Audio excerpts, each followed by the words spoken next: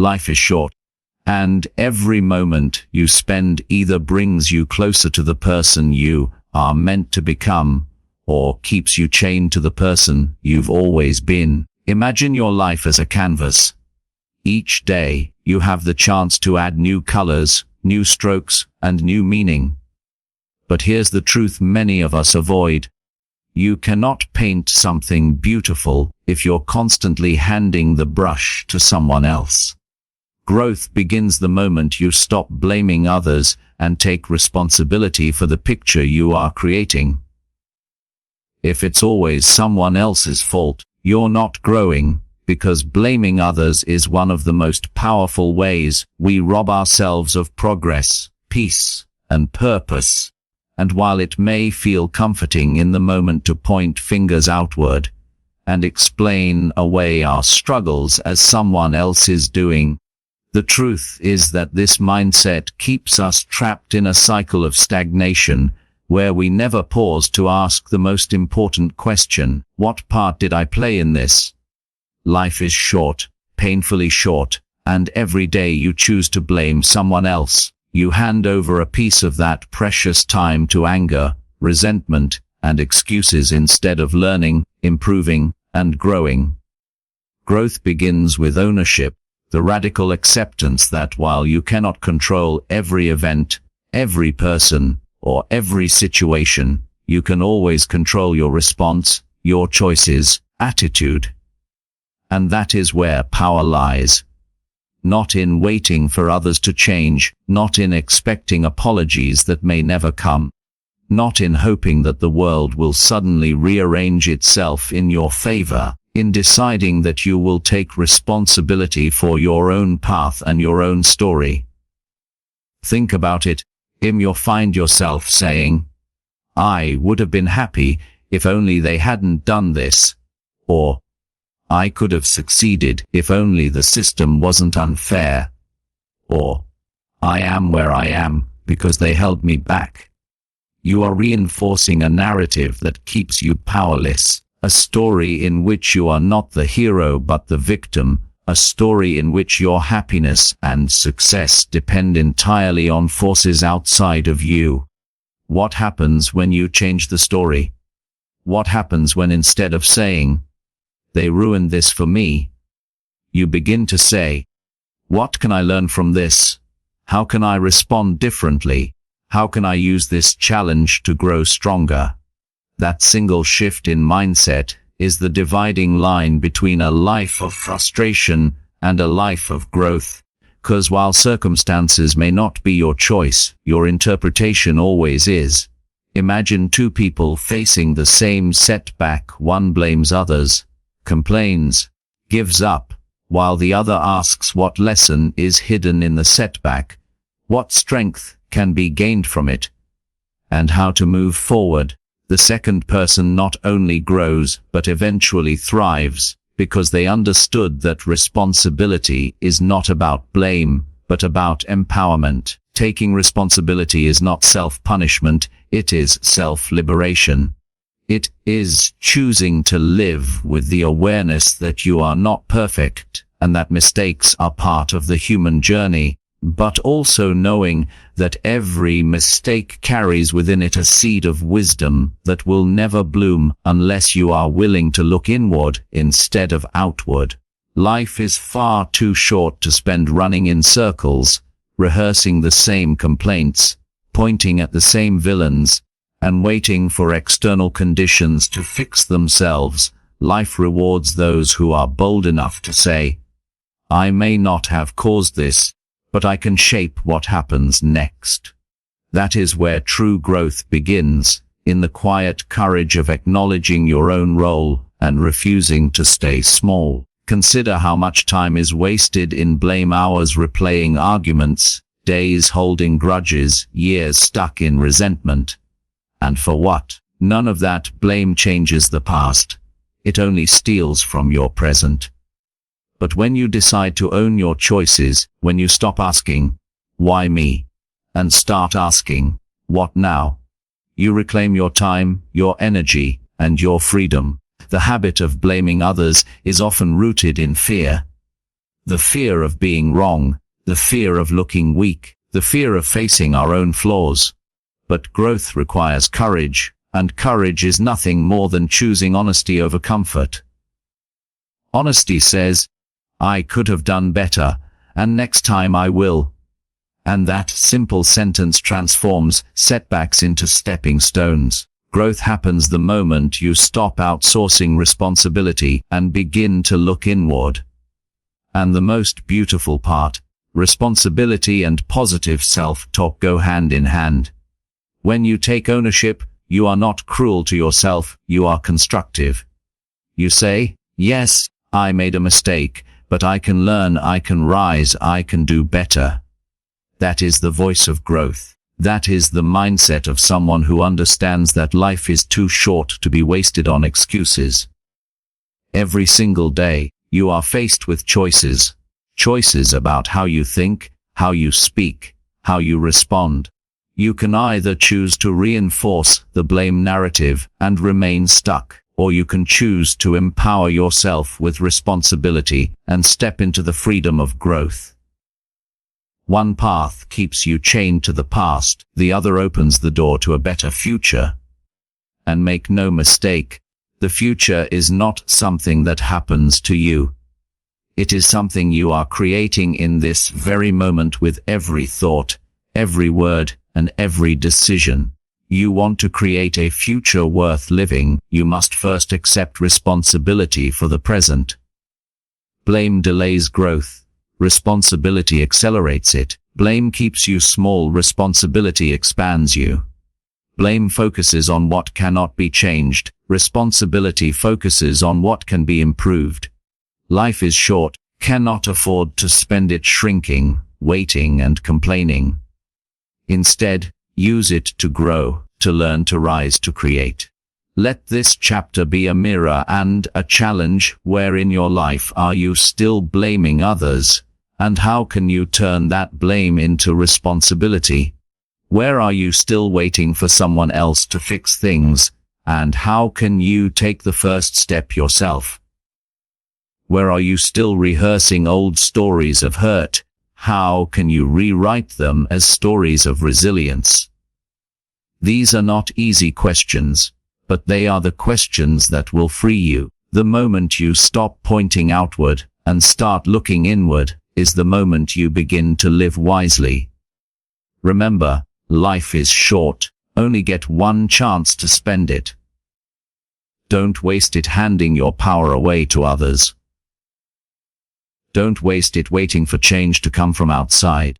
Take ownership, take responsibility, and watch how your life transforms. Because if it's always someone else's fault, growing. But if you are willing to say, I will learn, I will grow, I will rise, then you are not only growing, you are thriving. That is the wisest way to spend the precious time you have been given. The clock is ticking. Every tick is a reminder that time is your most precious currency, the one resource that cannot be replenished, borrowed, or stored. And yet, too often, we treat it as though it were infinite, as though tomorrow were guaranteed, as though the minutes slipping quietly through our fingers were somehow less valuable than money, possessions, or status. But in truth, time is the only true wealth, because money can be lost and made again, possessions can be replaced, status can be rebuilt, but once a moment has passed, it is gone forever, never to return, never to be lived again. And that simple reality should shake us awake to the urgency of living wisely. Imagine standing in front of a giant clock, its hands moving steadily forward. That clock is your life, and with every movement, a portion of your time is gone, not out of cruelty, but out of nature's design, for life is not meant to be endless. It is meant to be meaningful. Brevity of time is what gives life its sharpness, its beauty, its urgency. Yet, so many people live as though they have all the time in the world, procrastinating on their dreams, postponing love, delaying forgiveness, and filling their days with distractions. unaware that the clock does not pause for hesitation, the clock does not slow for fear, the clock does not wait for perfect conditions. It simply moves forward, indifferent and steady, and one day you will look back and ask, where did it all go?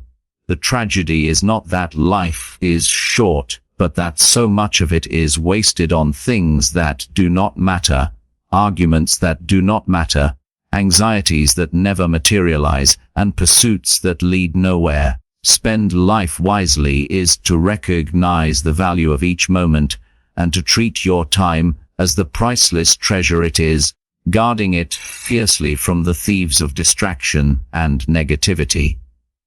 Think of how easily we trade time for things of little worth, hours scrolling through endless feeds, days consumed by envy, years working jobs we despise without ever questioning why.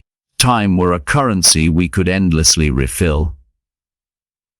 But here is the truth: your time is your life. The way you spend it is the clearest reflection of what you value. If you spend your time on growth, love, gratitude, and purpose, then your life becomes rich, no matter your bank account. If you spend your time on blame, bitterness, and distraction, then your life becomes impoverished, no matter your wealth.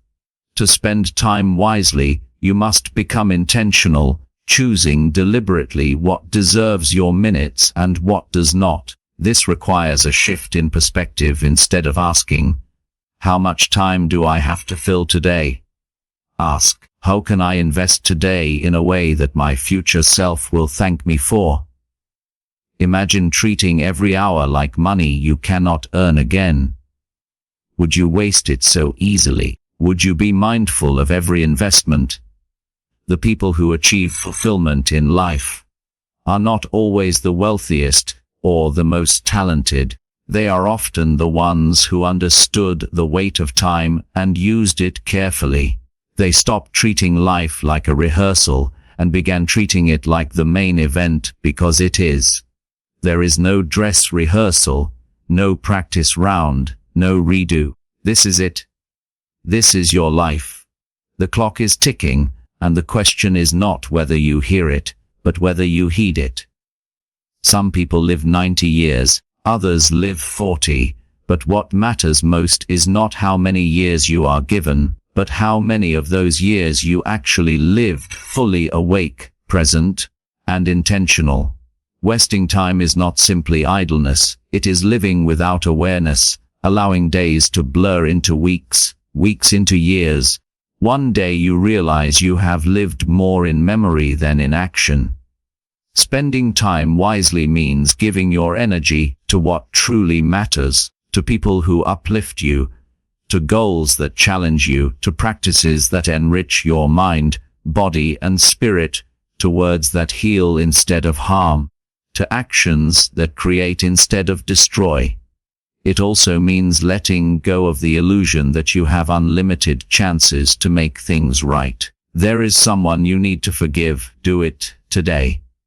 If there is a dream you have buried under excuses, dig it up today. There is love you have been holding back out of fear. Express it today. Tomorrow is a luxury, not a promise. The clock is ticking. Each second that passes is asking you a silent question. How will you spend me? Will you spend me in anger, in regret, in avoidance? Or will you spend me in gratitude, in courage, in growth? Time is both the harshest and kindest teacher. Harsh because it will not stop for you. Kind because it always gives you another moment. This moment, to choose differently. Right now as you listen, the clock is ticking. You have the chance to redirect your life by becoming intentional about how you spend your time. Do not confuse being busy with being wise.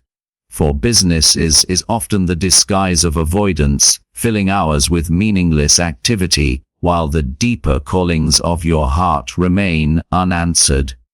To spend time wisely is not to fill it with more, but to fill it with meaning. Sometimes that means working hard toward your vision. Sometimes it means resting deeply. Sometimes it means simply being still and present with the people you love. Wisdom is knowing which one the moment calls for.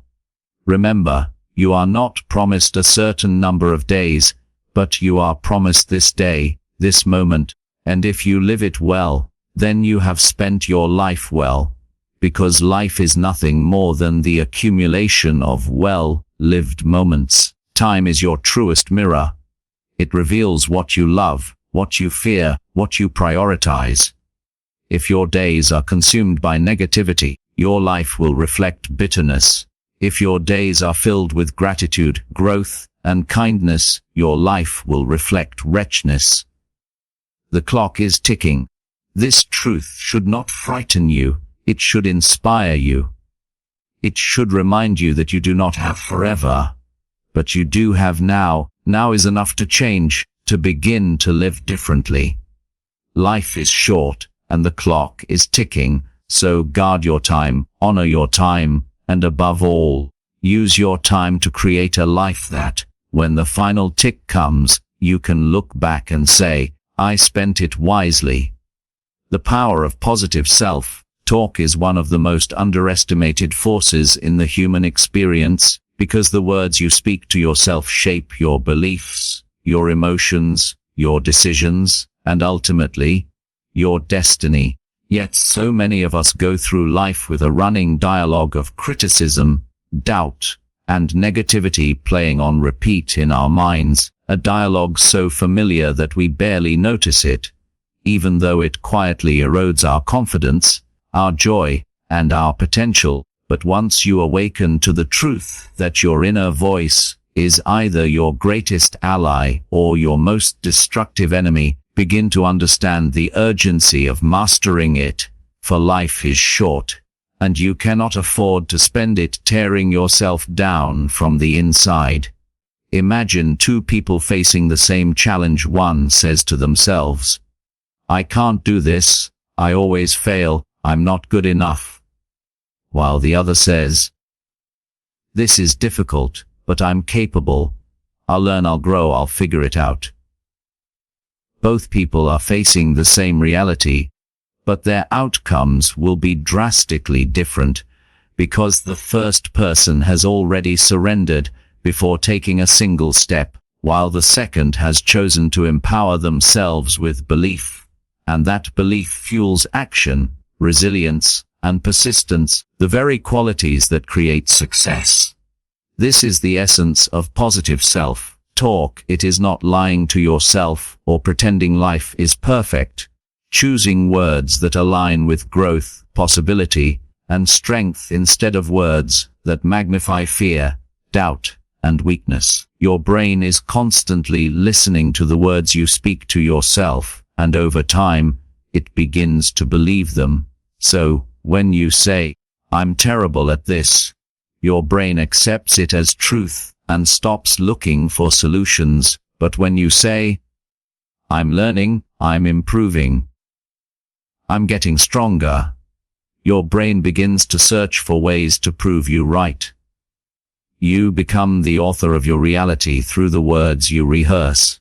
Think about how much of your life has been shaped by the voice in your head, the opportunities you pursued, the relationships you nurtured or abandoned, risks you took or avoided, all of them influenced by what you told yourself about who you are and what you deserve. If your inner voice is filled with negativity, your world shrinks, because you begin to avoid anything that might prove your doubts true. But if your inner voice is filled with encouragement, your world expands, because you are willing to try, to risk, to step into the unknown with courage. Positive self-talk is not about ignoring difficulties, it is about facing them with a mindset that says, I have the ability to grow through this.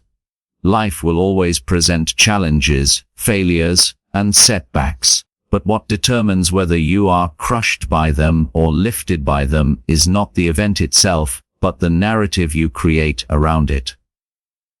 Say you fail an exam, lose a job, or experience rejection. If your self-talk says, This means I'm a failure, I'll never succeed, I should just give up. Then you close the door to growth. But if your self-talk says, this is painful, but it's a chance to learn, to refine, to come back stronger, then you open the door to resilience, and resilience is the birthplace of success. Life is too short to waste listening to an inner critic that does not serve you, because every day spent in self-doubt is a day not lived to its fullest potential. Instead, train your inner voice to be a coach, not a critic, a builder, not a destroyer. Ask yourself, would you speak to a loved one the way you speak to yourself? Would you tell your child, your friend, your partner that they are worthless, incapable, doomed to fail? Of course not, because you know such words would break them down. Allow those same words to echo inside your own heart day after day. It is time to change that. It is time to practice speaking to yourself with the same compassion, encouragement, and faith you so easily give to others. Positive self-talk begins with awareness. Catching yourself in the act of negative speech and choosing to replace it with words of possibility. At first, it's unnatural, almost forced, because your brain is used to the old script, but with repetition, new patterns form, and over time, empowering words become your natural response. Say to yourself, I am capable, I am worthy, I am enough. Not as empty affirmations, but as reminders of truths you have forgotten. Say, I am growing, I am learning, I am stronger today than I was yesterday.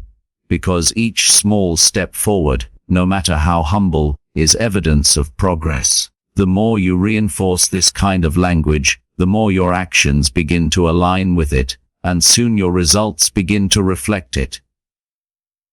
Life is short, and the way you speak to yourself determines whether you spend it building a life of fear or a life of fulfillment. Consider this. Every time you tell yourself, I can't, you cut off possibility. Every time you tell yourself, I'll try, you plant a seed of growth. Time you tell yourself, I'm hopeless, you surrender. Every time you tell yourself, I'm learning, you move forward. Words are not neutral, they are builders or destroyers, and when spoken inwardly, they are multiplied in power, because they shape not only your thoughts but your emotions and actions. If you want to live wisely, begin by guarding the words you speak to yourself as carefully as you would guard the air you breathe. Replace criticism with compassion, doubt with determination, and fear with faith. Speak to yourself in the language of growth, because your life will rise or fall to the level of your self-talk. Positive self-talk does not mean denying pain, ignoring failure, or pretending everything is fine when it isn't. It means choosing to interpret those experiences in ways that empower you instead of diminish you. Saying, this hurts, but I will heal. This is hard, but I will endure. This is a setback, but it is not the end. Such words are fuel. With them, you can travel farther than you ever imagined. Without them, you may give up long before you reach your potential.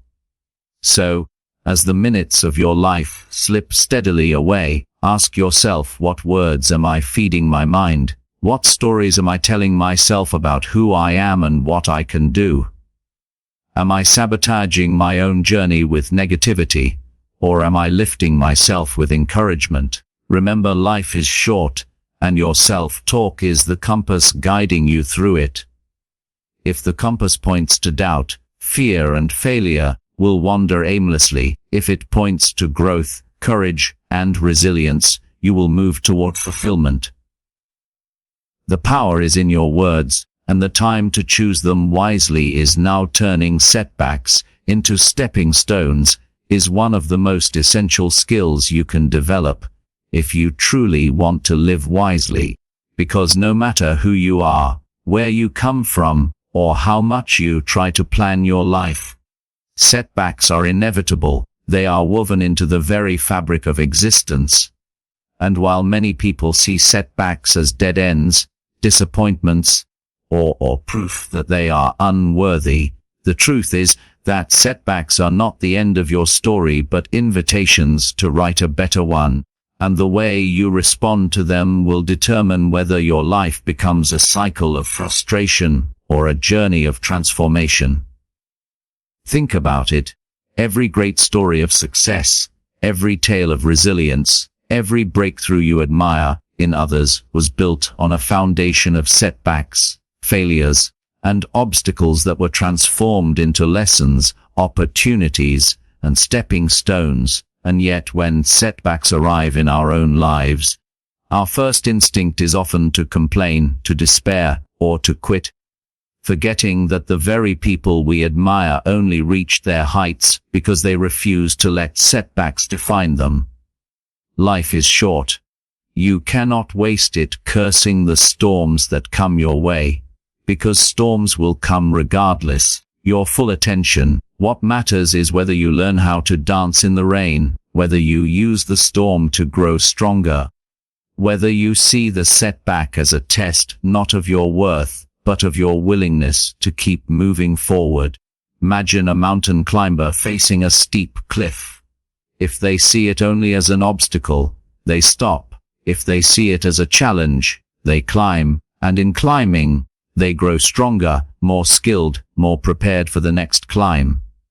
That is what setbacks offer, a chance to climb, a chance to grow, a chance to turn resistance into strength. When you fail a test, lose a job, face rejection, or encounter unexpected hardship, you have two choices. Let the setback define you as a failure, or let it refine you into someone wiser, braver, and more capable than before. This shift in mindset is the dividing line between those who live defeated lives and those who live fulfilling ones. Because setbacks are not punishments but teachers, and every setback carries within it a seed of growth that will only bloom if you are willing to nurture it. The problem is that most of us spend so much time resenting our setbacks that we miss the lessons they offer.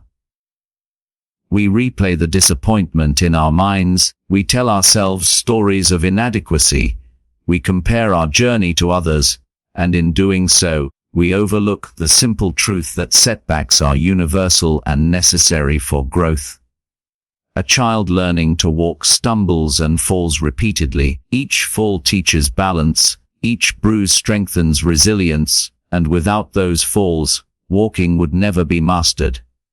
Why then do we, as adults, expect to grow without falling, to succeed without failing, to reach new heights without first facing resistance? To live wisely is to embrace setbacks as part of the process, to stop asking, why me? And start asking, what can I learn? How can this make me stronger? Where can I go from here? Life is too short to let setbacks paralyze you. Every moment spent in self-pity is a moment stolen from progress. Instead, use setbacks as fuel. Let them motivate you to try again with more wisdom, more strategy, more patience. Understand that setbacks do not erase your potential, they reveal it, because potential is not proven when everything goes smoothly. It is proven when you fall, when you stumble, when you face resistance, and choose to rise anyway. Think about the most meaningful lessons you have learned in your life. Chances are they did not come from your easy days, your victories, or your moments of comfort, but from your struggles, your heartbreaks, and your failures, the times when you had to dig deep, reassess, and rebuild. Your full attention, those are the moments that shaped you, and those are the moments that remind you of your strength. Turning setbacks into stepping stones means reframing your perspective. Instead of seeing the obstacle as a wall, see it as a staircase. Instead of seeing the rejection as an end, see it as redirection.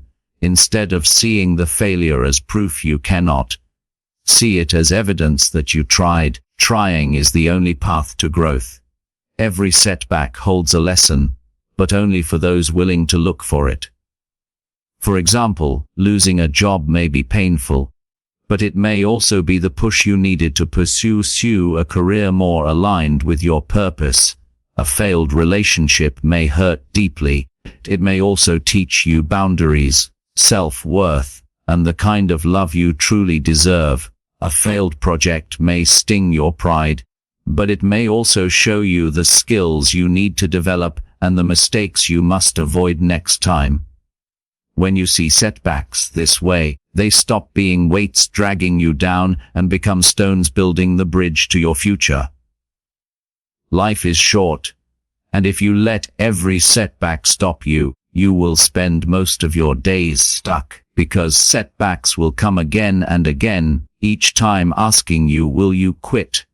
Or will you climb? The people who live fulfilled lives are not those who avoid setbacks, but those who master the art of using them. They understand that failure is not fatal, rejection is not permanent, and obstacles are not insurmountable. They carry within them the mindset that says, this is not the end, this is the beginning of something new. You, too, can cultivate this mindset by training yourself to pause when setbacks strike, breathe, and ask, how can I use this? Instead of, why did this happen to me? That one question transforms everything, because it shifts your focus from victimhood to growth, from stagnation to motion, from despair to possibility. And the truth is, the more setbacks you face, the more resilient you become, because each one toughens you, prepares you, and equips you for greater challenges ahead. The strongest trees are those that have endured the fiercest winds, and the strongest people are those who have faced the hardest setbacks and turned them into stepping stones. So, do not resent your setbacks. Thank them. They are not here to destroy you. They are here to shape you, to build you, to prepare you. When you look back on your life, you will see that the moments you thought were the worst often became the turning points, the catalysts for your greatest growth. Life is short. You must decide, will you let setbacks steal your spirit, or will you use them to sharpen it? Choose to rise, choose to learn, choose to grow, because in the end, the setbacks that once felt like obstacles will reveal themselves as the very stones that built your path to wisdom, strength, purpose. Stop comparing, start living, because comparison is one of the most silent yet destructive thieves of joy, peace, and self-worth. Though it is something almost every human being falls into at some point, it has the power to slowly erode the meaning of your life if left unchecked. Since every time you compare yourself to someone else, you shift your focus away from your own journey, your own growth, and your own blessings, and you begin to measure your value against standards that were never meant for you in the first place, which leaves you empty, bitter, and dissatisfied, no matter how much you achieve. Life is short. Far too short to spend counting someone else's victories while ignoring your own.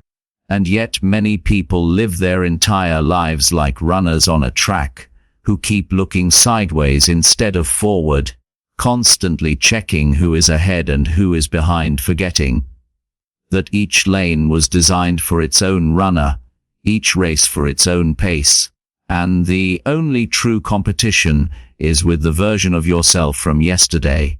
Imagine how much time and energy is wasted scrolling through the carefully curated highlights of other people's lives, comparing your behind-the-scenes struggles to their polished public victories, convincing yourself you are not enough simply because your story looks different from theirs. But here is the truth: your story is supposed to look different.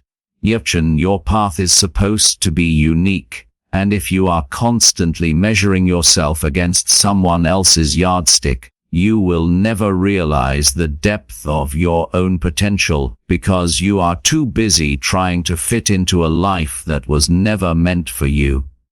Comparison is toxic because it blinds you to your own blessings, making you forget the progress you have already made and the strengths you already possess. Instead of celebrating the distance you have traveled, you berate yourself for not being where someone else is, not realizing that their chapter 20 cannot be compared to your chapter 5.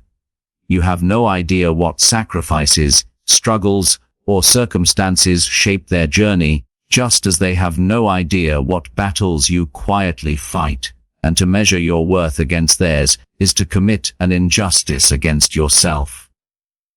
The truth is, comparison kills gratitude, and gratitude is the foundation of joy. Without it, you will never feel rich, no matter how much you have. Stop comparing and start living is to reclaim your focus, to say, my life is mine, my pace is mine, my race is mine, and I will not waste it trying to be someone else.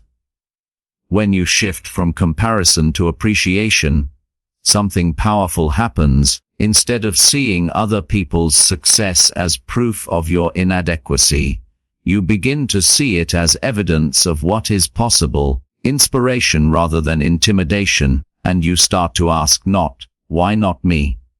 But, if it's possible for them, how can I learn? How can I grow? How can I rise? That shift turns envy into motivation, jealousy into curiosity, and resentment into resilience. Life is short. You cannot waste it in the prison of comparison, because comparison is a moving target. You will always find someone richer, smarter, more attractive, more talented, and if your happiness depends on outrunning them all, you will spend your entire life chasing a finish line that does not exist. But if your happiness depends on being better than you were yesterday, then you can find joy every single day, because every small step forward becomes a victory worth celebrating. To live wisely is to measure your worth, not by the height of someone else's mountain, but by the courage it takes to climb your own. Not by the size of someone else's harvest, but by the seeds you are planting in your own soil. Not by the applause of strangers, but by the peace you feel when you lay your head down at night, knowing you lived authentically. Comparison distracts you from authenticity, because when you are busy trying to match someone else, you abandon the very qualities that make you unique. Doing so, you rob the world of the gift of your true self. Stop comparing, start living, because the life you are neglecting while staring at someone else's is the only life you will ever have. Waste it in comparison is to dishonor the time, talent, and opportunity you have been given. Start living by focusing on your own journey, by asking yourself daily, am I growing? Am I learning? Am I becoming better than I was yesterday? Start living by practicing gratitude for the blessings you already have, for the progress you have already made, for the opportunities already in your hands. Start living by celebrating others without diminishing yourself, by realizing that their light does not dim yours, their success does not erase your potential, their joy does not limit your happiness. The world is vast enough for all of us to shine, and the only thing keeping you from shining is the belief that you are somehow less because someone else seems more.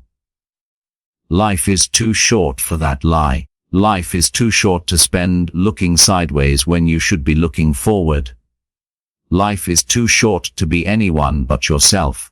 Stop comparing, start living your full attention, because every moment you spend wishing you were someone else is a moment stolen from the person you could become. The world does not need another copy. It needs you, in all your uniqueness, your quirks, your talents, and even your struggles. Those are the very things that make your journey powerful. Stop comparing, start living. Because the race you are running is not about finishing first, it is about finishing well with peace, with gratitude, with fulfillment. And when you finally reach the end, when you look back on the time you were given, you will not care whether you were richer than your neighbor, more popular than your friend, or more talented than your peer. You will care whether you lived fully, whether you grew bravely, whether you loved deeply, whether you honored your life as your own. That is the only race that matters, and the only race worth running. Gratitude is the shortcut to happiness, and though it sounds simple, it is one of the most profound truths you can ever embrace. Gratitude has the power to transform the way you see the world, the way you experience challenges, and the way you spend your short and precious life. Often we overlook it, chasing happiness in distant places, future goals, and material possessions, your full attention, forgetting that joy is not something you find at the end of the road, but something you cultivate along the journey by noticing, appreciating, and celebrating what is already present. Life is short, and if you spend it waiting for happiness to arrive, when you finally earn enough money, achieve enough success, or gain enough approval, you will waste the days you already have, because happiness is not postponed to some future event, is available now, hidden in the ordinary details you take for granted: the breath in your lungs, the warmth of the sun, the voice of someone you love, the chance to wake up and try again. Gratitude shifts your focus from what is missing to what is present, from what is lacking to what is abundant, and in doing so, it changes everything, because the human mind is wired to notice problems, to scan for threats, to focus on what is wrong, and without gratitude, life begins to feel like an endless series of shortcomings. But when you intentionally practice gratitude, you retrain your mind to see the good, to amplify the blessings, to realize how rich you already are, and that realization is the root of lasting happiness. Gratitude does not mean ignoring difficulties or pretending life is perfect. It means choosing to recognize the good even in the midst of the bad, to find lessons in the pain, to discover light in the dark, to say, yes, this is hard, but I am still here, I am still learning, I am still blessed. That perspective transforms suffering into strength and obstacles into opportunities, because gratitude does not erase challenges, but it empowers you to face them with resilience and hope. Think about the people you have met who seem truly content, not because they have everything but because they appreciate everything they have. Radiate peace, not because life spared them hardship, but because they have trained their eyes to see blessings even where others see burdens. Gratitude makes ordinary moments extraordinary, because when you are grateful, a simple meal becomes a feast, a small success becomes a triumph, a conversation becomes a memory to treasure. Life is short, and every day without gratitude is a day wasted in blindness, your full attention, a day where you miss the beauty right in front of you because you were too focused on what you did not have. Gratitude is also deeply connected to relationships, because when you are grateful for people, you stop taking them for granted. You begin to notice the little things they do, and you nurture bonds that bring real joy and meaning to your life, while a lack of gratitude breeds resentment, entitlement, and distance. If you want to live wisely, start by cultivating gratitude daily, not as an occasional thought, but as a lifestyle. Each morning, ask yourself, what do I already have that I would miss if it were gone? And let the answer humble you, soften you, awaken you. Each evening, reflect on what went right instead of obsessing over what went wrong, and watch how your perspective shifts. Gratitude is a discipline, like exercise or learning, and the more you practice it, the stronger it becomes, until it no longer feels forced but natural. Your default response to life is appreciation rather than complaint. And complaint is the enemy of gratitude. Complaint magnifies lack while gratitude magnifies abundance, and the two cannot coexist in the same heart. Choose gratitude, because life is too short to waste on bitterness, envy, and dissatisfaction.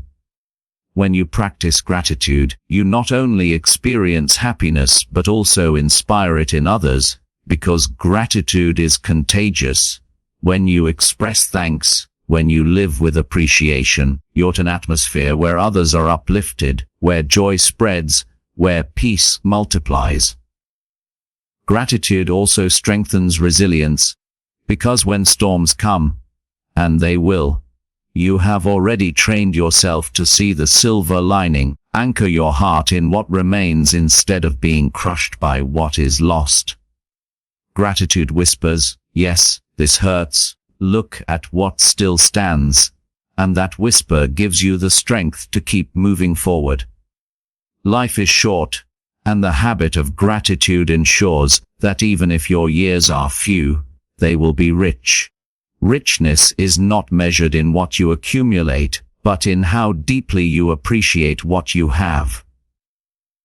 The shortcut to happiness is not a new possession, a bigger title, or a better circumstance. It is simply gratitude, here and now, in this very breath, in this very moment.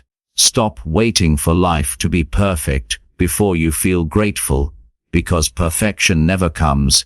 Instead, practice gratitude for what is imperfect. You will discover that imperfection itself is beautiful. The more you give thanks, the more you realize how much there is to be thankful for, and that awareness transforms how you live, how you love, and how you spend the precious time you have been given. Gratitude does not add more days to your life, but it adds more life to your days, filling them with joy, peace, and meaning, and when you reach the end, you will not remember how much you lacked, but how much you cherished. That is the essence of living wisely. Cutting out the noise is not just about finding silence in a loud world, it is about creating the mental and emotional clarity that allows you to live wisely, intentionally, and fully, because life is short. If you spend it drowning in noise, whether that noise comes from distractions, toxic relationships, endless notifications, or the constant barrage of other people's opinions, you will reach the end of your days realizing you never truly heard your own voice, truly lived your own life, never truly discovered your own purpose. Noise today is not just the literal sound of busy streets, constant music, or blaring televisions. It is the digital chatter of social media, the comparison traps of scrolling through curated lives, the incessant breaking news that fills your heart with fear, the unsolicited advice of people who do not walk in your shoes, the endless cycle of consumption that tells you you are never enough unless you buy, achieve, or become more. Cut out the noise is to reclaim ownership of your mind, your focus, and your time, because noise is the thief of depth, and without depth, your life becomes shallow, scattered, reactive, a string of moments spent chasing what does not matter while neglecting what does. Imagine a musician who never pauses between notes, who fills every bar with sound, but never with silence.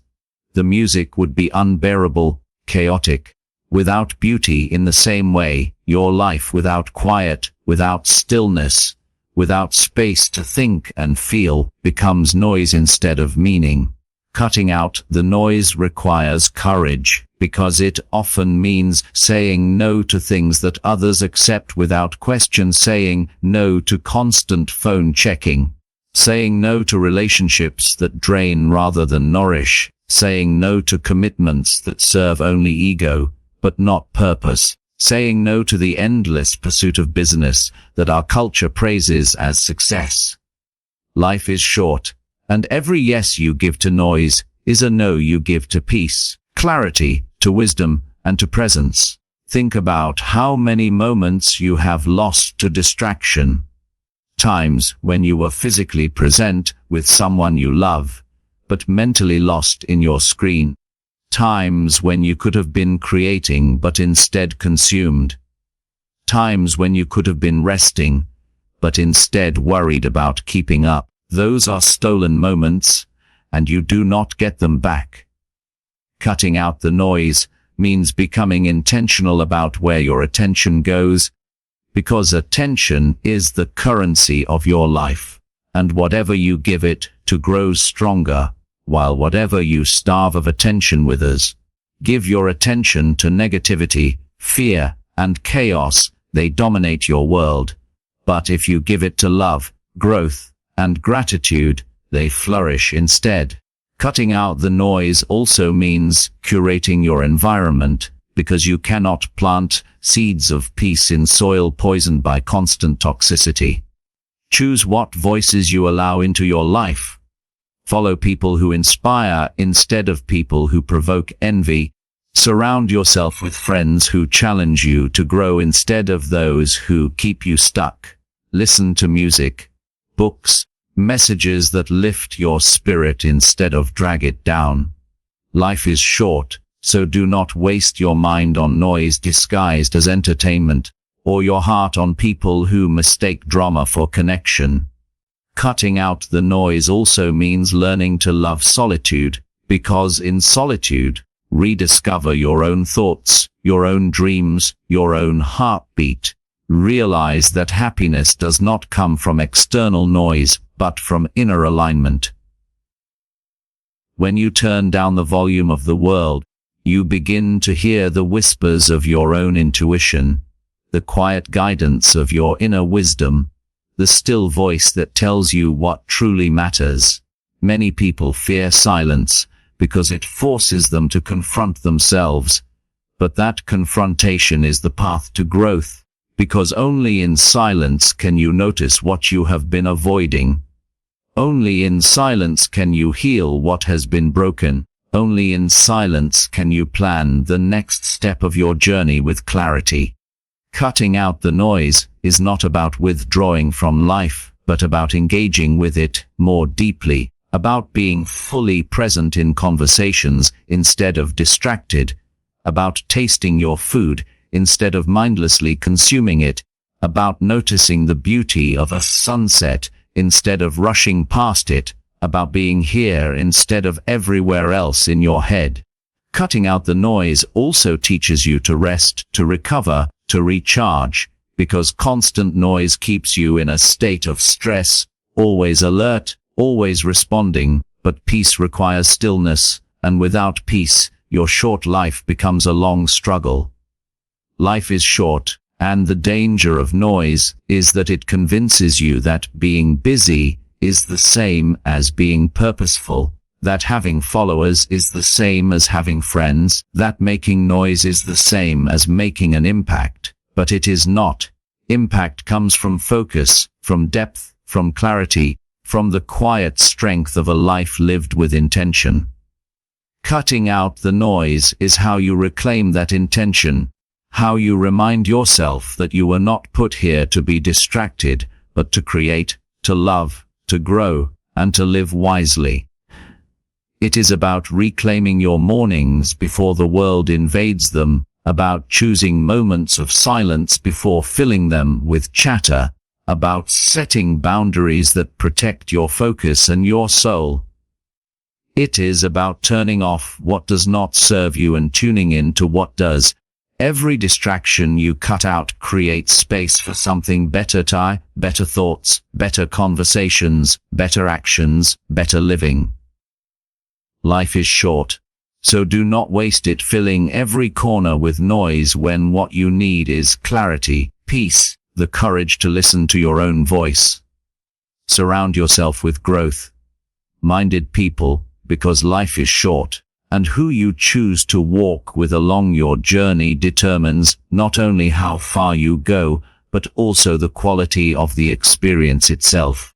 And yet, too many people underestimate the power of their circle, forgetting that the voices they allow into their lives shape their mindset, their standards, and their future, because energy is contagious, attitudes are contagious, habits are contagious.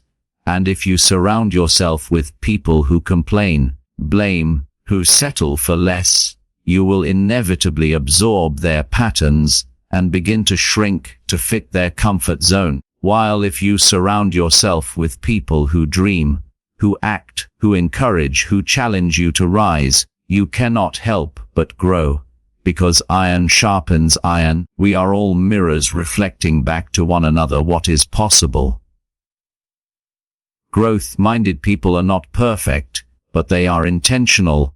They are the ones who refuse to stay stuck in old stories, the ones who embrace change rather than fear it, the ones who see obstacles not as walls but as puzzles to solve, the ones who understand that failure is not final but feedback, and when you are around them, their courage awakens yours, their persistence inspires yours, their resilience strengthens yours.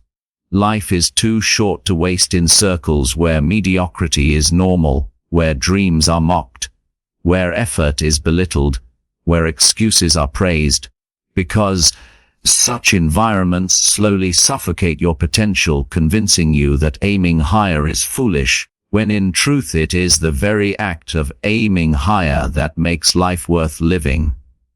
Think about how your own mindset shifts, depending on who you spend time with. When you are around negative people, you feel drained, discouraged, hesitant, but when you are around visionaries, you feel energized, capable, and hungry for more, because their fire sparks yours, their belief makes you believe again, their energy lifts you when yours is low.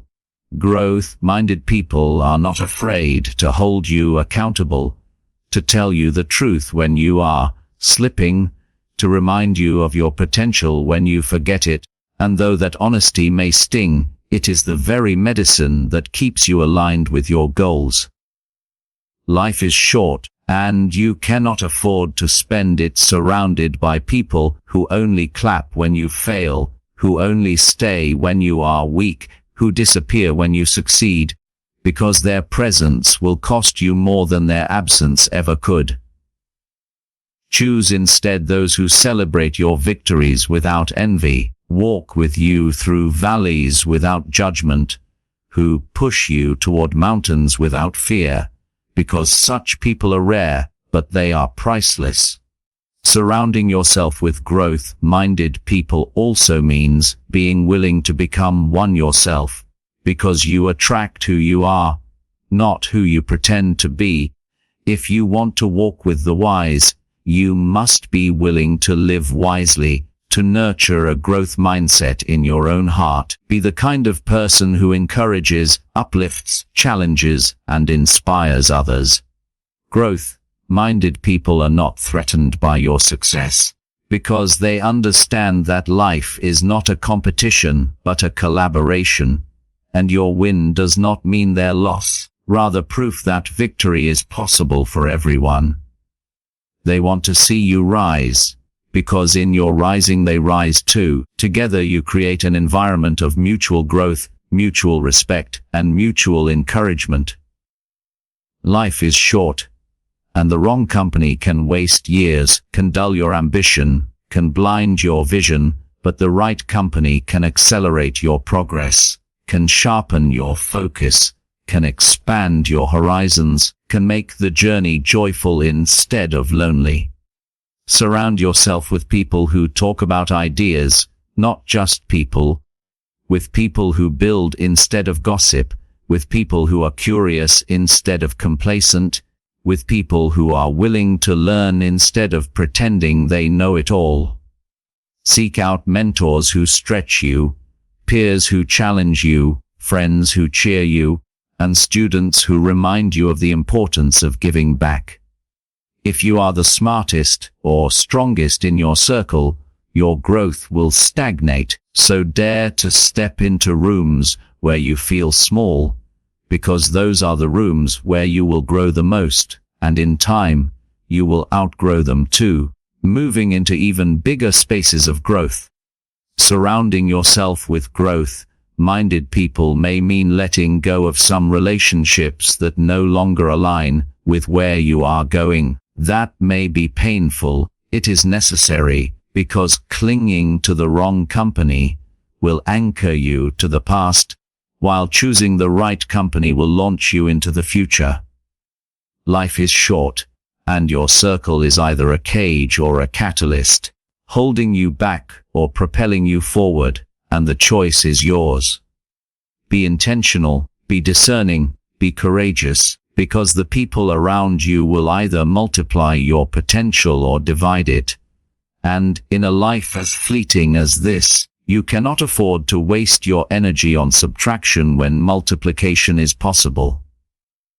Surround yourself with growth-minded people. Watch how your confidence grows, your vision expands, your resilience strengthens, your joy deepens, and your life becomes not just longer but richer, because when you walk with those who are committed to growth, every day becomes a classroom. Every challenge becomes a lesson, victory becomes a shared celebration, and every setback becomes a shared strength. That is the kind of life worth living, the kind of circle worth building, because when the journey ends, your full attention, it will not be the noise of the crowd that matters, but the presence of those few who walked with you faithfully, who pushed you lovingly, who believed in you fiercely, and who grew with you courageously. Your words shape your world, and whether you realize it or not, every sentence you speak, every thought you repeat, and every story you tell yourself builds the lens through which you experience life. Your full attention, because words are not just sounds that leave your mouth, they are seeds that take root in your mind and grow into beliefs, habits, and realities, and if life is short, then you cannot afford to waste it speaking words that poison your spirit or limit your future, because the language you use becomes the atmosphere you live in. Think about how often people casually speak defeat into their own lives, saying things like, "I can't do this," "I'm not good enough," or "That's impossible for someone like me," not realizing that those words are like chains binding them to mediocrity, while others, with the same challenges, speak life into themselves, saying, "I will figure it out," "I am capable," "This is hard but I will grow," and those words become wings that carry them forward. The truth is that your subconscious mind does not know the difference between truth and repetition. It simply believes what it hears often enough, and when you keep repeating negative self-talk, you are programming yourself for limitation, but when you choose positive, empowering language, you rewire your mind for strength, courage, and resilience. Life is short, and if you fill it with words of complaint, cynicism, and negativity, you will live inside a world that feels small, heavy, and hopeless. But if you fill it with words of gratitude, hope, and possibility, you will live inside a world that feels expansive, light, and full of potential. Words shape not only how you see yourself, but also how others see you, because when you speak with confidence, clarity, and positivity, you inspire trust and respect. But when you speak with doubt, bitterness, and defeat, you invite others to treat you accordingly. This is why it matters to guard your tongue, to choose your words carefully, not only in public, but also in private, because the words you whisper to yourself in the quiet are often the ones that have the greatest power over you. To shape your world wisely, you must first become aware of your inner dialogue, noticing how often you tear yourself down instead of building yourself up, how often you tell stories of limitation instead of stories of possibility, and then consciously replace those destructive words with words that affirm your strength, your growth, and your worth. This does not mean lying to yourself or ignoring reality, but it does mean choosing to speak about challenges in a way that empowers rather than defeats you. For example, of saying, "I failed," say, "I learned." Instead of saying, "I'm broken," say, "I'm healing." Instead of saying, "I can't," say, "I haven't yet." That small shift in language creates a massive shift in perspective. Perspective is what shapes your actions, your habits, and ultimately your destiny. Life is short. Every day you speak hundreds of words. Words that either drain your spirit or fuel it. And you must ask yourself, what kind of world am I creating with my words? Are my words building bridges or walls, planting seeds or pulling them up, spreading hope or spreading despair? The power of words has been known throughout history. Great leaders, teachers, and thinkers have moved nations, healed wounds, and sparked revolutions with words.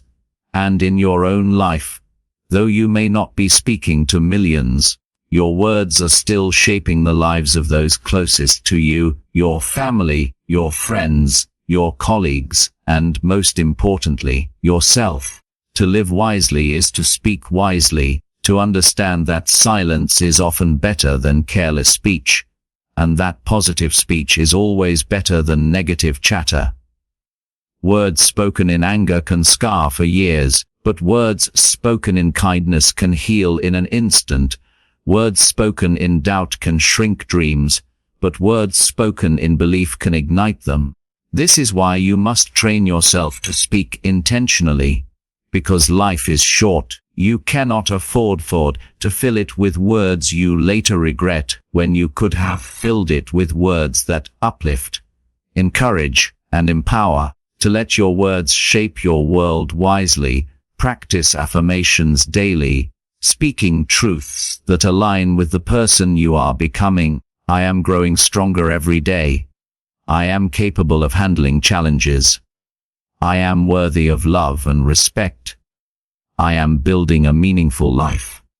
At first, those words may feel strange, but over time they will sink into your subconscious and become part of your identity, guiding your thoughts, decisions, actions.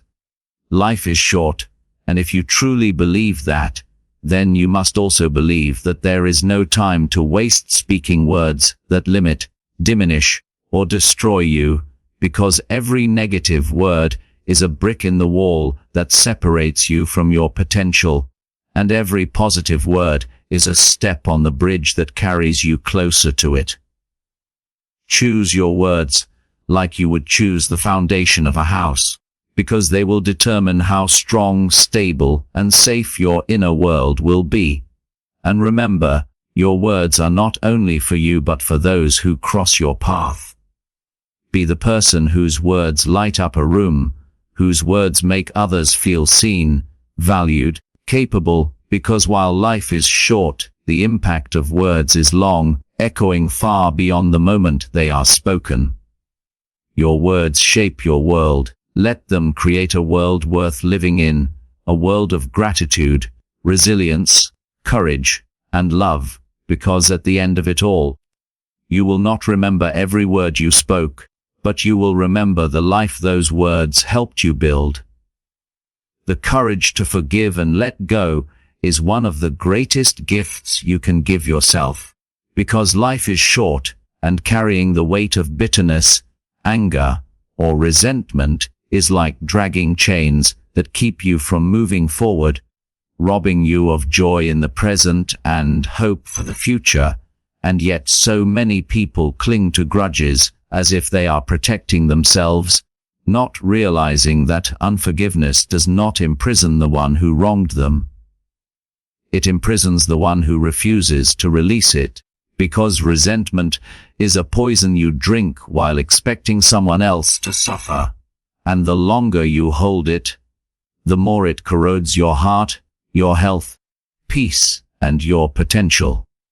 Forgiveness is not about pretending the hurt never happened, It is not about excusing betrayal or denying pain your full attention, and it is not about letting someone off the hook for their actions. Forgiveness is about setting yourself free, about choosing to no longer let the actions of others dictate the atmosphere of your soul, about taking back the power that was stolen from you by saying, "You may have hurt me, but you will not control me. You will not define me. You will not determine how I live the rest of my short and precious life." Life is too short to spend replaying old wounds in your mind, rehearsing arguments you will never have, or holding on to anger that only burns you. And though letting go feels hard, it is that holding on is far harder, because it drains you every single day. Courage is required for forgiveness, because it means being willing to face the pain, to process it honestly, to accept that the past cannot be changed, to choose peace over bitterness, healing over hatred, and freedom over bondage. Forgiveness is not weakness. It is strength, because it takes far more power to release than to retaliate, far more wisdom to move forward than to stay stuck, far more faith to believe that life can still be good even after heartbreak than to surrender to despair. Letting go is not easy, because the human mind wants closure, it wants repayment, it wants justice.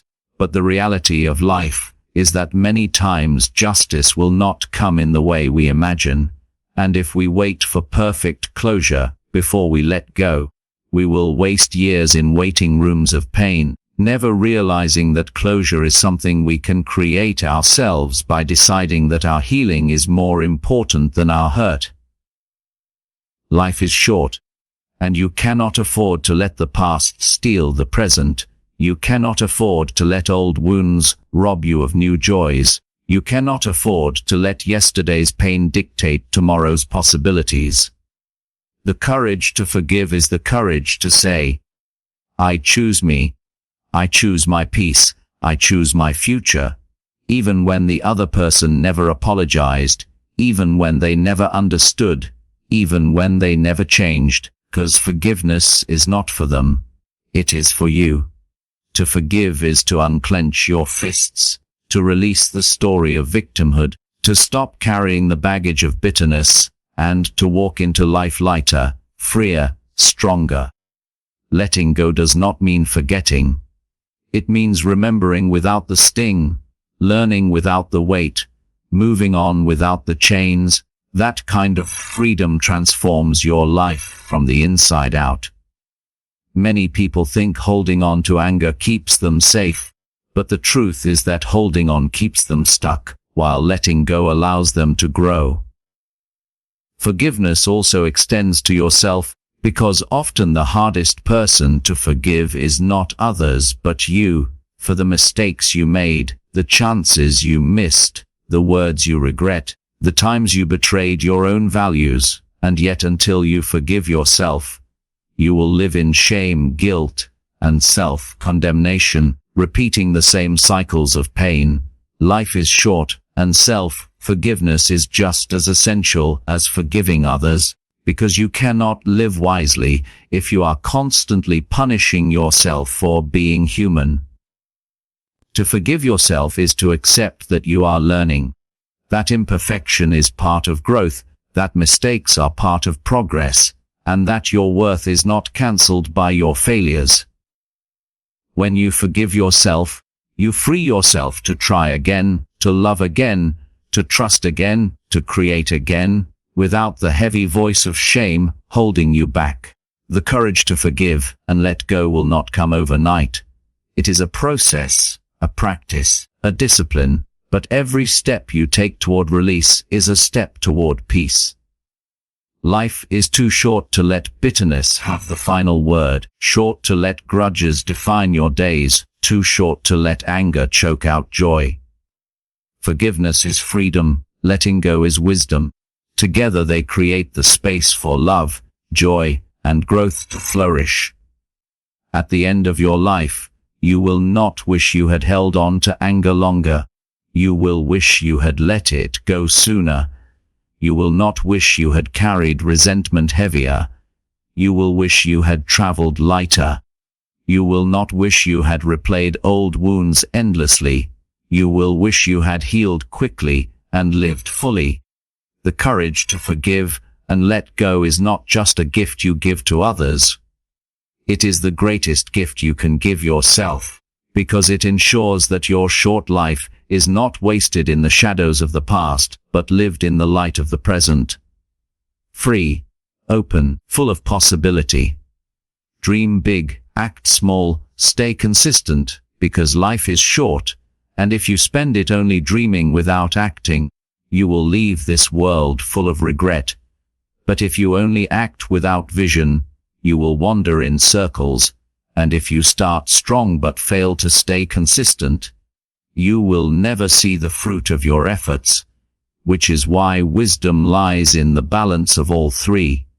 Because dreaming big gives you direction, acting small gives you momentum, and staying consistent gives you results, and together they create a life that is meaningful, purposeful, and fulfilling.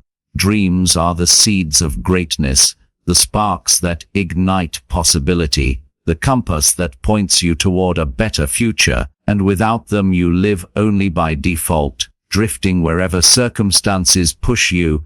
But when you dare to dream big, you give your life focus, energy, and meaning, because dreams stretch you beyond the limits of your current reality and force you to see not only what is but what could be.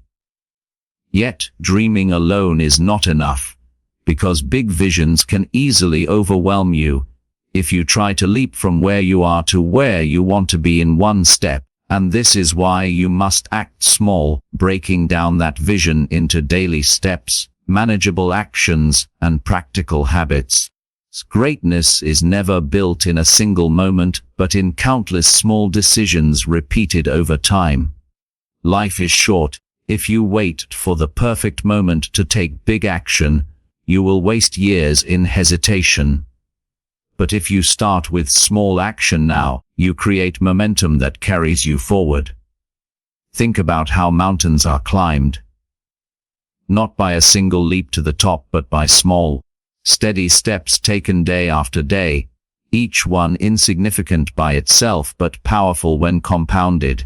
And the same is true for building your dream. The danger many fall into is the pursuit of instant gratification, expecting immediate results from small actions, but true success requires patience, because consistency is the bridge between dreaming and achieving, the discipline that ensures your small steps eventually carry you to the summit.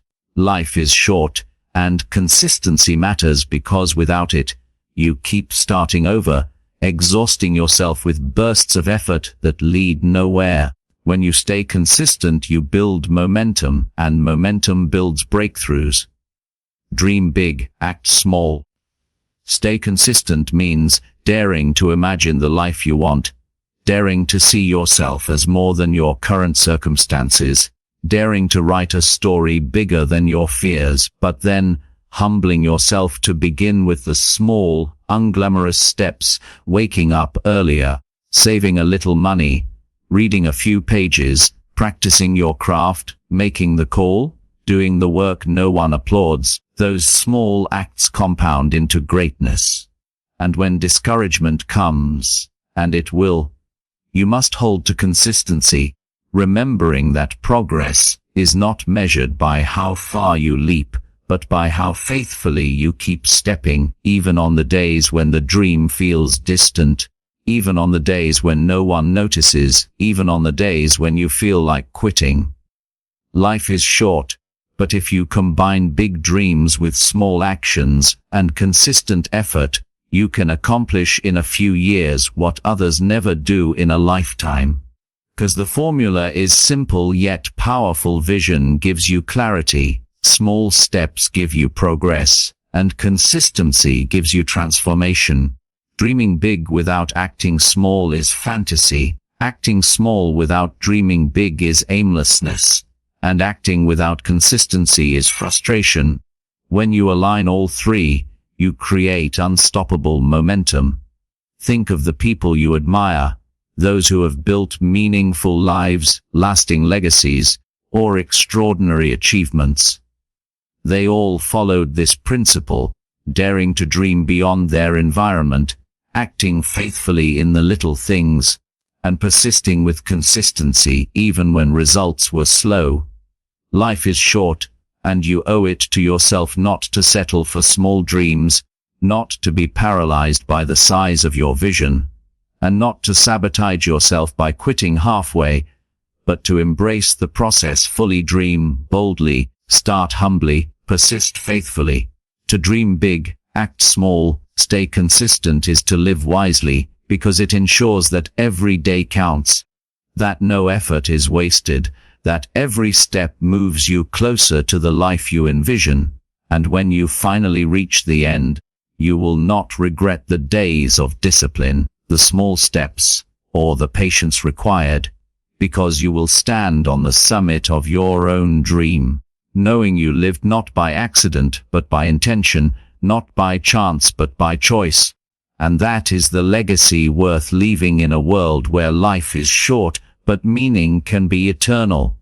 Embracing change instead of resisting it is one of the most powerful decisions you can make in a short life. Change is not just inevitable, it is constant, and yet most people fight it as if resisting the tide will stop the ocean from moving, when in truth, resisting change only exhausts you, while embracing it allows you to ride its waves and reach shores you never imagined, because the truth is that growth lives on the other side of change, and if you fear it, you will stay stuck, replaying the same routines, repeating the same mistakes, and reliving the same disappointments, while your dreams and potential remain trapped in the prison of familiarity. Life is short, and every season you live through is marked by change. Your body changes, your relationships change, your career changes,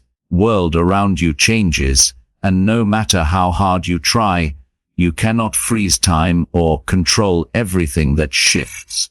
But you can control how you respond. Your response determines whether change becomes your enemy or your greatest ally.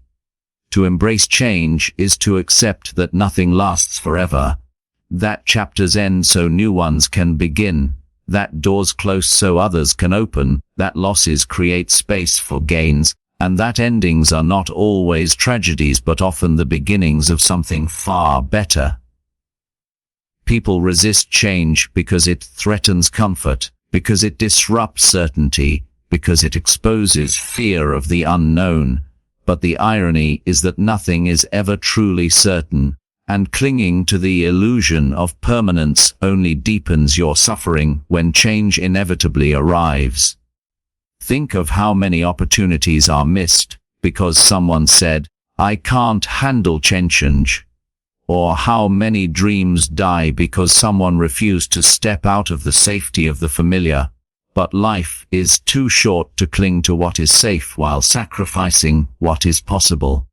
To embrace change is not to deny the fear it brings, but to acknowledge that courage is not the absence of fear, but the decision to move forward in spite of it. To say, yes, this is uncomfortable, yes, this is uncertain, but yes, I will take the step anyway. The seasons of your life prove this truth. Childhood gave way to adolescence. Adolescence gave way to adulthood, and at each stage, the change may have felt daunting, but without it you would not have grown, learned, or become who you are today. And the same will be true tomorrow if you are willing to keep evolving. Life is short, and those who thrive are not those who resist change, but those who adapt, those who bend without breaking, those who turn obstacles into opportunities, those who see transitions not as threats, but as invitations to reinvent themselves. Because every change, whether chosen or forced, carries within it the seed of transformation. Consider the butterfly, which must endure the complete breakdown of the caterpillar's body to emerge in beauty, or the seed, which must die to its old form in order to sprout and grow, and so it is with you. Change often feels like loss, like breaking, like an ending. In truth, it is the very process that prepares you for greater growth and greater purpose. Resisting change keeps you small, but embracing it expands you, teaches you, strengthens you, and positions you to live more fully in the time you have. Life is short, and if you waste it fighting change, you will exhaust yourself and miss the beauty hidden in transitions. But if you embrace it, you will discover that the very thing you feared can become the thing that frees you. To embrace change is also to trust yourself, to believe that whatever comes, you can handle it, you can learn from it, you can grow through it, and that no matter how uncertain the path ahead, you have the resilience, creativity, and courage to navigate it. It is to trust that even when change feels painful, there is purpose in it. Even when it feels like loss, there is potential in it. And even when it feels like chaos, there is wisdom in it waiting to be uncovered. Embracing change does not mean you never grieve, because change often brings loss, but it means you grieve while moving forward. You feel the sadness while choosing hope. You acknowledge the ending while keeping your eyes open to the new beginning unfolding before you. Life is too short to stay stuck in what was, too short to resist what is, too short to fear what could be. And when you truly embrace change, you begin to see it not as an enemy but as a teacher, a companion that walks with you throughout your journey, shaping you into someone wiser, stronger, and more compassionate. The courage to embrace change is the courage to live fully, because only those who accept the uncertainty of life can truly experience the fullness of it. And when you reach the end of your days, you will not regret the changes you embraced, even the hard ones, because you will see how each shift carried you closer to becoming who you were meant to be. You will understand that change was not the enemy but the path, the sculptor that shaped your story, and the reminder that life is short, but if you embrace it in all its evolving beauty, it can also be extraordinary. The beauty of stillness is one of life's greatest treasures, yet in a world that glorifies business, constant motion, and endless noise, many people overlook it, never realizing that stillness is not the absence of life but the essence of it, the place where clarity is born, where peace is nurtured, and where wisdom whispers. And if life is short, then filling it only with noise and rush means missing the deeper meaning that stillness offers, because stillness is not about doing nothing, it is about being fully present, fully alive, and fully aware in the moment you are given. When you embrace stillness, you begin to see that much of your stress, anxiety, and restlessness is not caused by the circumstances around you, but by the storm within you, and stillness becomes the anchor that steadies your soul, the quiet that allows your mind to breathe, and the pause that reminds you that you are more than your to-do lists, deadlines, and responsibilities. Life is short, and without stillness, it rushes by in a blur of activity. But when you learn to slow down, to sit in silence, to breathe deeply, notice the simple gifts around you, time seems to expand, and what once felt ordinary becomes extraordinary. The warmth of the sun on your skin, the sound of laughter, the rhythm of your heartbeat, the quiet power of your own breath. Stillness is beauty, because it reveals what truly matters. It cuts through the clutter, it removes the distractions, it strips away the illusions of importance, and it points you back to the truth that life is not about how much you do, but about how deeply you live. Many people resist stillness because they fear silence, they fear facing themselves, They fear what they might hear if they stop long enough to listen. But the truth is that in stillness you do not lose yourself. You find yourself. You discover the strength that was hidden beneath the noise. You reconnect with your values, your vision, and your inner voice, and you remember that life is short, and rushing through it without reflection is like reading a book by flipping pages without absorbing a single word. The beauty of stillness is that it teaches you the art of presence, the power of now, the gift of simply being, because the past is gone, the future is uncertain, and the only place you can ever truly live is in this moment, right here, right now. Yet so often the moment is missed because the mind is scattered, always rehearsing yesterday or anticipating tomorrow. But stillness draws you back, gently but firmly, reminding you that the present is all you ever really have. Stillness does not mean inactivity. It is not about abandoning your responsibilities or ignoring your goals. It means approaching life with a grounded spirit, making space for reflection, for gratitude, for connection, for rest, because these are not luxuries, they are necessities if you want to live wisely and well in a life that is short and fleeting. Think of the ocean. When the surface is stormy and chaotic, you cannot see beneath.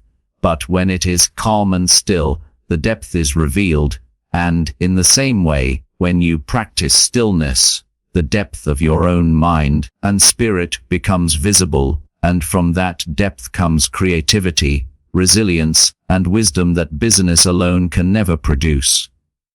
Life is short, and stillness is the doorway to peace in the chaos, clarity in the confusion, and strength in the struggle, because when you stop moving long enough to listen, you realize that many of the answers you were chasing outside of yourself were waiting quietly within you.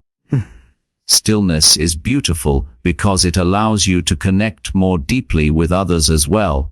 When you are still, you can truly listen, not just to respond but to understand. You can truly see, not just glance. You can truly feel, not just rush past.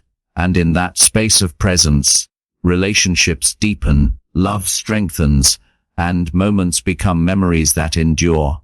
The beauty of stillness is also in its healing power. Stress weakens, anger dissolves, wounds begin to mend, and your body, mind, and spirit find balance again, because you cannot heal in constant motion, cannot restore in endless noise, you cannot grow in perpetual distraction, but in stillness, healing has room to breathe. Life is short, and you cannot afford to live it only on fast forward, because speed without reflection leads to emptiness. But when you embrace stillness, you give yourself the chance to live fully, to savor, to learn, to grow, to love, and to be, and that is where the richness of life is found. The beauty of stillness is not in escaping life, but in engaging it more deeply, not in avoiding responsibility, but in approaching it with clarity, not in isolating yourself from the world, but in showing up to it more authentically, because you are no longer pulled in 1,000 directions, but anchored in the peace of presence.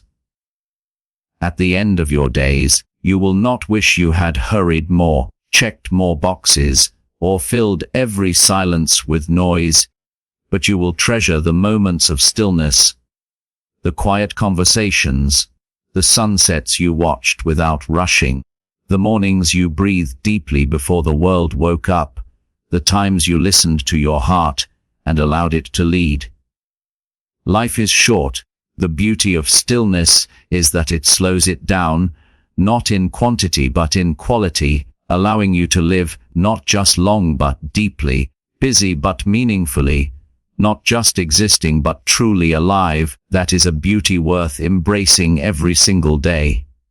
Legacy over lifestyle is a principle that reminds us that life is short. Though the world often pressures us to chase possessions, appearances, and temporary pleasures, The truth is that none of those things last, while the impact you leave behind, the influence you have on others, and the values you live by create ripples that endure long after you are gone. Because lifestyle is about how you live for yourself, but legacy is about how your life continues to speak for others even after your voice is silent. If you are wise, you will not waste your short years polishing a lifestyle that fades but building a legacy that remains. Many people spend their lives competing to have the newest car, the biggest house, the latest clothes, or the flashiest gadgets. But when their time ends, your full attention, those things will not matter because no one remembers you for the size of your house, but they remember the warmth inside it. No one remembers you for the brand of your clothes, but they remember the kindness in your words. No one remembers you for your wealth, but they remember how you used it to bless or ignore others. The question is not how impressive your lifestyle looks today, but how meaningful your legacy will be tomorrow. Life is short, and the pursuit of lifestyle alone often leaves people empty, because there is always someone with more, always something new to chase, always a void that possessions cannot fill, but legacy gives you purpose, because it shifts the focus from, what can I gain, to, what can I give? And that simple shift transforms the way you live. Legacy is not reserved for the famous or the wealthy. It is built in daily choices, in how you treat the people around you, in the integrity with which you work, in the compassion you show to strangers, in the love you pour into your family, courage you show when others hide, and in the example you set even when no one is watching. Lifestyle is about image, but legacy is about substance. Lifestyle is measured by possessions, but legacy is measured by principles. Lifestyle is temporary, but legacy is eternal, and life is too short to sacrifice the eternal for the temporary. To choose legacy over lifestyle is to choose to live intentionally, to ask yourself, how will my actions today echo tomorrow? How will my choices affect, not just me but those who come after me? What story will my life tell when I am gone? And to live with that awareness is to live wisely. Because you understand that your time is limited, that gives every choice weight and meaning.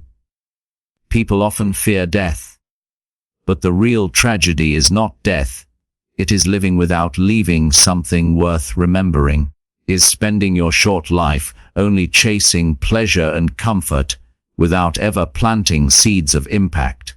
And when you embrace legacy over lifestyle, stop living for applause and start living for purpose. You stop chasing trends and start shaping lives. You stop asking, how much can I take? And start asking, how much can I give?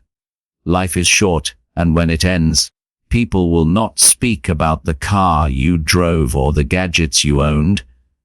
They will speak about the way you made them feel, the lessons you taught, the inspiration you gave, the kindness you showed, and the values you stood for even when it was hard. Legacy is built not in grand gestures alone but in small, consistent acts of love, generosity, and integrity. Because greatness is not in what you gather, but in what you scatter. Not in what you keep, but in what you give.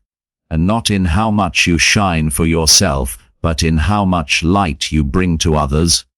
Choosing legacy over lifestyle is not about rejecting enjoyment or denying yourself good things. It is about refusing to make them the center of your life, refusing to confuse comfort with purpose, refusing to sacrifice meaning for materialism. Because you understand that the true measure of your life is not in how high you climb, but in how deeply you touch others along the way. Legacy is also about the character you build, because your reputation is what people say about you, but your legacy is what remains in people long after you are gone. and character is the foundation of that legacy, which means living with honesty, humility, compassion, and courage even when it costs you, even when no one notices, even when lifestyle would be easier to chase. Life is short, and you cannot take possessions with you, but you can leave principles behind. You cannot carry wealth into eternity, but you can leave wisdom for those who follow. You cannot pack your lifestyle into your grave. You can live in such a way that your legacy continues to inspire, to encourage, and to empower.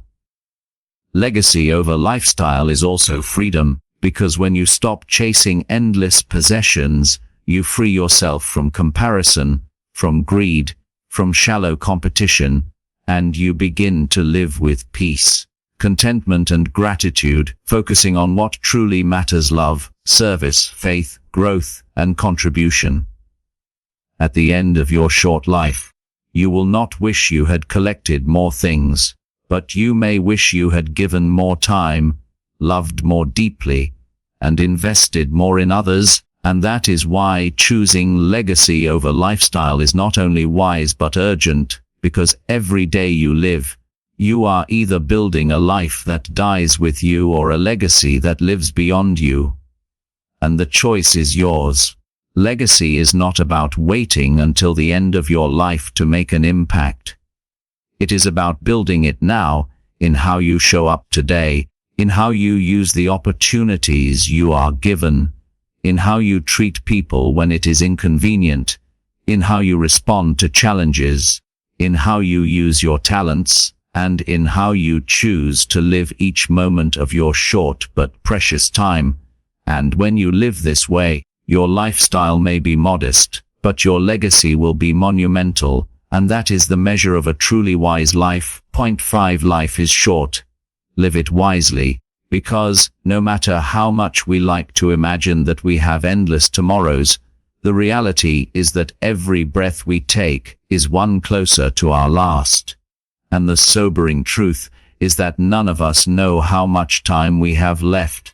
Is why the greatest tragedy is not death itself, but to live in such a way that we never truly lived at all, wasting our short years on things that do not matter, on grudges that drain us, on fears that paralyze us, on distractions that blind us, and on comforts that seduce us into mediocrity, when deep down our souls long for more, long for meaning, long for purpose, long for impact. Live wisely is to recognize this urgency, to refuse to drift through life asleep, to awaken each day with intention, gratitude, and courage, to decide that while you cannot control the length of your life, you can absolutely control its depth, its impact, and its legacy. Living wisely in a short life means prioritizing what truly matters over what is convenient, choosing people over possessions,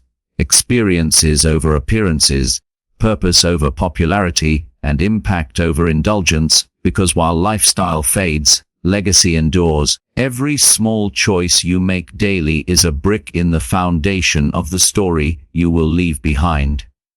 Life is short. Truth should not depress you. It should inspire you, because brevity gives life meaning, limitation gives urgency, and knowing that time is finite should drive you not to fear, but to focus, to live with clarity. Stop postponing joy until someday and start embracing it today, to stop waiting until everything is perfect and start acting while you can. Stop living as though tomorrow is promised and instead live as though today is the only gift you are guaranteed, because in many ways, it is. Living wisely means cultivating gratitude, because gratitude transforms ordinary moments into treasures, turns scarcity into sufficiency, and teaches you that happiness is not found in having more, but in noticing and appreciating what you already have. And in a short life, gratitude ensures you don't miss the beauty of the fleeting. Living wisely means practicing forgiveness, because life is too short to carry resentment, too short to let bitterness rob you of joy, too short to waste your limited energy on anger, and when you forgive, you set yourself free to live lighter and happier. Living wisely means embracing change, because the seasons will shift whether you like it or not, and resisting them only wastes your time. When you flow with change, you grow, you evolve, and you open yourself to opportunities that fear and stubbornness would have hidden from you. Living wisely means dreaming big but acting small, daring to envision the life you want while humbling yourself to take the daily, often unseen steps that create it, staying consistent in the face of difficulty, because in the short span of life, consistency compounds into transformation. Living wisely means choosing stillness amid the chaos, carving out moments to breathe, to reflect, to connect, to listen, because without stillness, your short life rushes past in a blur, but with stillness, time slows down, and you begin to savor the richness of the present. Living wisely means surrounding yourself with people who lift you, inspire you, and challenge you, because life is too short to waste with toxic relationships, too short to settle for those who drain you, too short to live among people who don't believe in growth, love, or truth. And when you choose your circle wisely, you multiply your joy, amplify your growth, and protect your peace. Living wisely means speaking to yourself with kindness. The voice inside your head will either empower you or sabotage you, and in a short life, there is no room for endless self-criticism, no room for cruel, inner dialogue, no room for letting shame or doubt dictate your story. So transform your mindset with positive self-talk, affirm your worth, remind yourself of your resilience, and use your words to build instead of break. Living wisely means serving others, because a life lived only for yourself is too small, too shallow, too empty. But when you pour into others, when you give love, wisdom, encouragement, or kindness, you create ripples that outlast your days, and that is the essence of a life well lived. Living wisely also means having the courage to pursue your calling, to step into your purpose, to use your gifts. Refuse to bury your potential in fear, excuses, or procrastination, because the graveyards of the world are filled with unwritten books, unsung songs, lived dreams, and wasted talents. And if life is short, then you cannot afford to leave your gift unused, your vision unrealized, your calling unanswered, because the time is now, the opportunity is today, and the world needs what only you can bring. Life is short, and when you reach the end, will not wish you had scrolled more, argued more, or bought more. You will wish you had loved more, forgiven more, risked more, created more, believed more, and lived more. And that is why the call to live wisely is not just advice but an urgent necessity. Living wisely does not mean living perfectly, it means living authentically, intentionally, and courageously, embracing both the beauty and the pain, both the victories and the failures, both the laughter and the tears, and realizing that all of it together is the fabric of a life worth living. One day, your time will run out, your breath will fade, your story on this earth will close, and the question will not be, how long did you live? But, how well did you live? And if you choose wisdom now, if you choose purpose over distraction, if you choose gratitude over greed, if you choose love over fear, if you choose legacy over lifestyle, then your answer will not only satisfy you but will continue to echo in the lives of those you touched, long after you are gone. Life is short. Live it wisely, because that is the only way to ensure that even in its brevity, it is beautiful, powerful, and unforgettable.